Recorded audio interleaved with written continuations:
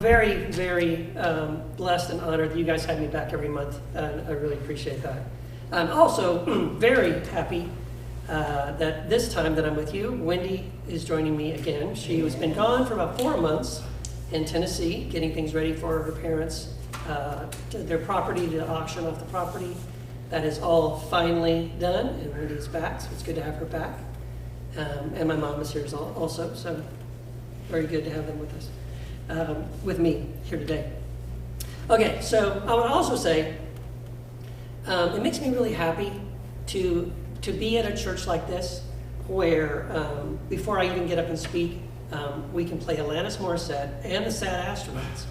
And that is amazing to me. So it's a very special church. I wish there's nothing like you guys. I love this church. So last time I was here, last month when I spoke, was it last? Yeah, last month when I spoke. There was a title for my talk that I gave to Manny, ahead of time, and he put it up there. But when I actually stood up here to speak, the actual title was different. It was sort of a secret title. And I did that again. So the title up there is Redefining God, and that's still sort of what I'm going to talk about, but there's a sort of a secret title that we'll get to in just a second. So today I want to offer you and invite you into thinking of a radical way, a deeply human way of reimagining God. Not as this sort of big daddy in the sky who fixes everything from up above in the clouds far away, but instead as something far more intimate, embodied, and present. And what I would like you to invite you to consider is to consider the divine as a midwife.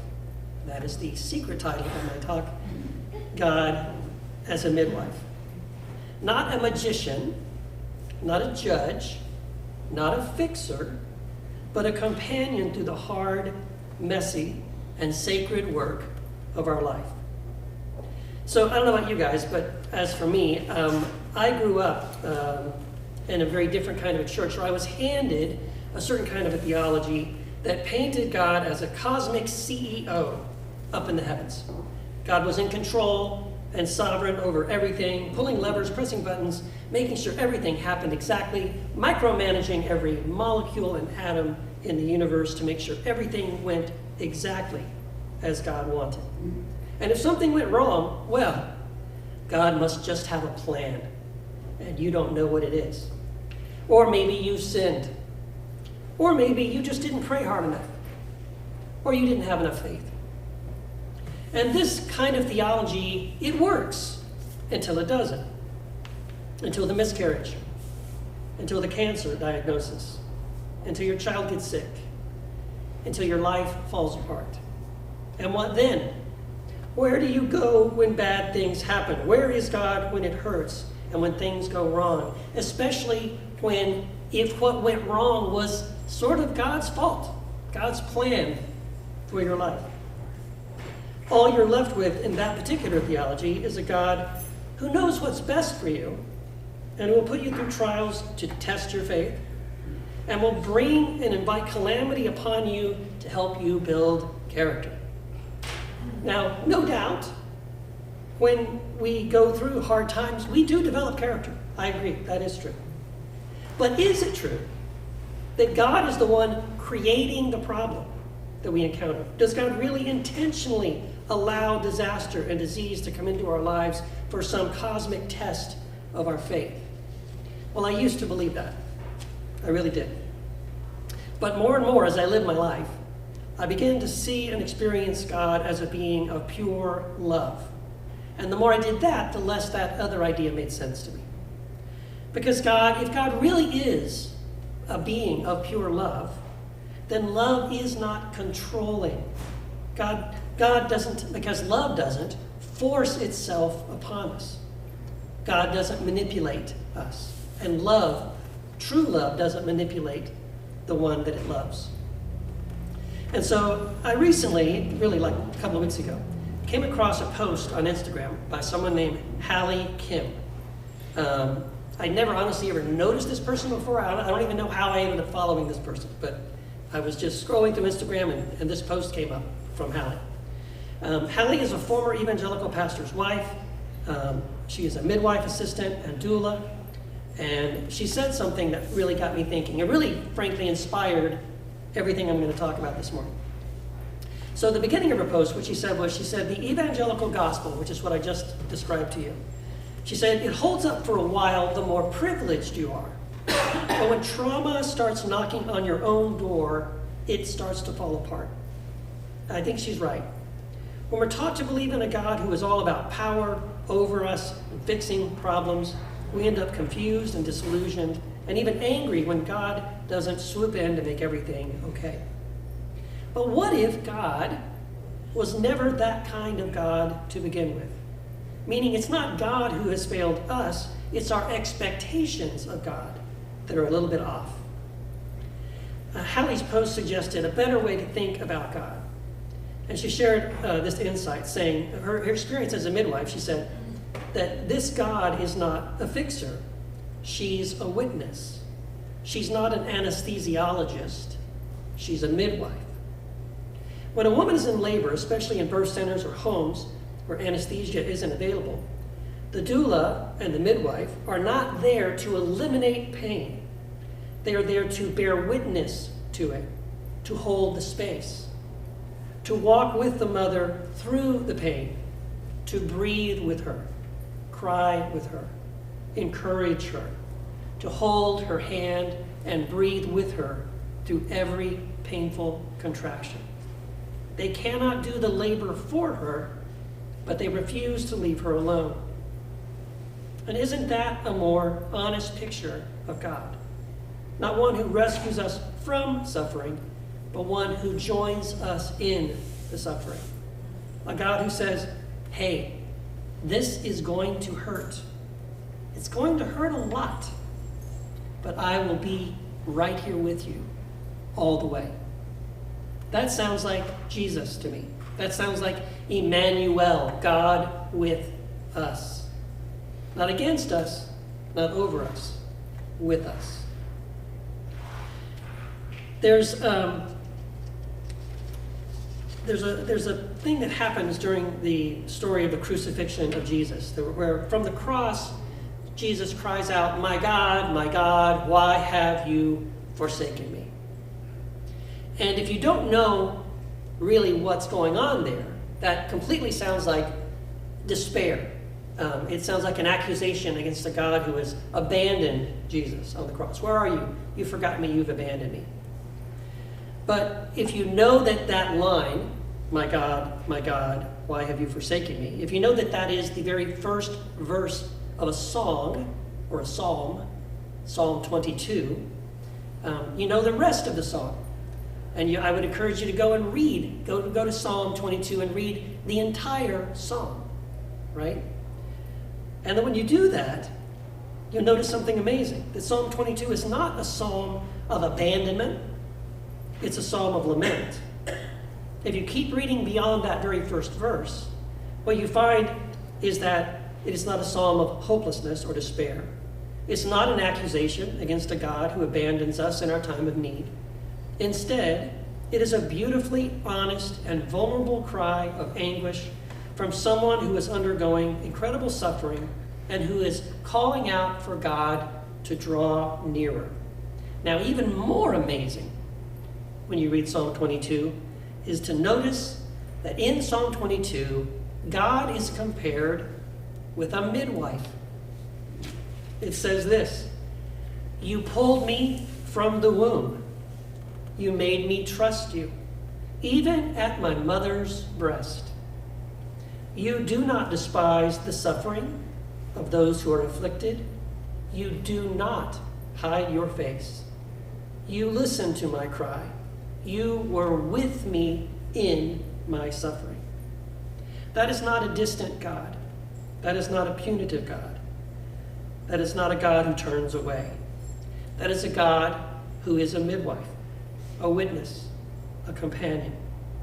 And as Hallie points out in that psalm, as God is portrayed as a midwife, perhaps Jesus isn't saying, God abandoned me, but instead is inviting us into the entire psalm, into the reality of pain, which is part of being human, but also the presence of the divine in the midst of pain. This is a God who enters our experience, or as one Zen priest has phrased it, one who becomes our situation. And this idea of God as one who will walk with us through our pain is all throughout the scriptures. God is the good shepherd who walks with us through the valley of the shadow of death, not the one who helps us navigate around that valley or to escape that shadow, but one who refuses to leave our side as we walk through that valley. God is the one who declares, I will never leave you, nor forsake you. God is the one who is closer than a brother. In Isaiah 49:15, God declares her love for us is more faithful than the bond of mother and child, saying, can a woman forget her nursing child, that she should have no compassion on the child of her womb? Even if they might forget, yet I will never forget you. Behold, I have inscribed you on the palms of my hands. And so this idea of God as midwife is entirely in line with the Christian faith.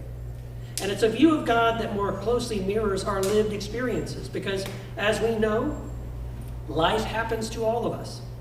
And when the darkness falls, it is God who is our constant source of hope, our mighty tower, our refuge in the storms of life, the comforter who knows our thoughts and shares in our grief with groans that words cannot express. Jesus told us very plainly, and I'm very grateful for this, in this world you will have trouble. That's the promise. In this world, yes, you will have trouble like everybody else. But, Jesus says, fear not, I have overcome the world. And so there's a deeper invitation, I think, when we reimagine God in this way, not as one who lords over us, but as one who walks with us. And that begins to transform us. There's a fascinating shift in our view of God from one with power over to power with us and within us, a relational, equitable kind of presence that mirrors the best of midwifery. It makes us begin to realize that we are all human beings, and every single one of us is worthy and has dignity. As Joseph Campbell has taught us, the way we see God influences the way we see ourselves and the way we interact with one another in the world. The kind of God we believe in shapes the people we are now and the people we become. Thomas Paine said, belief in a cruel God makes a cruel person. And that is true. If we believe in a controlling, wrathful, fix-it-or-else God, we tend to imitate that in our relationships, with our partners, our children, our neighbors. But if we believe in a witnessing God, a God with us, then we become more compassionate, more present, and more human. And this reimagining of God doesn't just change how we suffer, it changes how we show up for one another. If God is a midwife, then we are called to be doulas too, to sit with one another through the labor pains of life, to bear witness, to breathe, to hold space, not to fix, but to feel one another's pain, and to sit together and help one another breathe through it. If we're honest, we all still kind of like and maybe prefer a God who rescues, a God who fixes things. We like the idea of a daddy God who will just come and make it all better. And sometimes women in childbirth will jokingly say that they wish someone else could do it for them. And haven't we all been there, wanting someone else to do the hard thing, to take away all the pain and the suffering? But the midwife doesn't do that. The midwife instead says, you can do this, and I will not leave you.